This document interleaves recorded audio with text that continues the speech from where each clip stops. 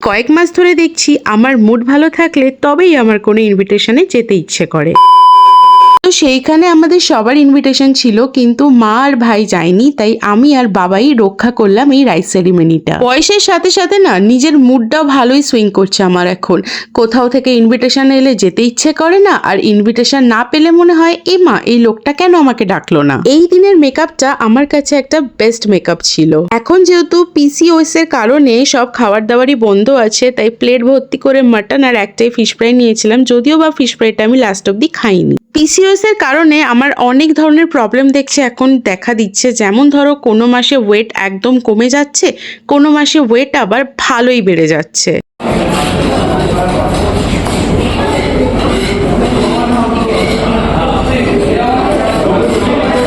মিষ্টি আমার খুব একটা পছন্দ না, তবে এই মিষ্টিটা দেখে আমি লোভ সামলাতে পারিনি। খাওয়া দাওয়া শেষ করে ফ্লেক্স মারতে মারতে বাড়ি ফিরছি।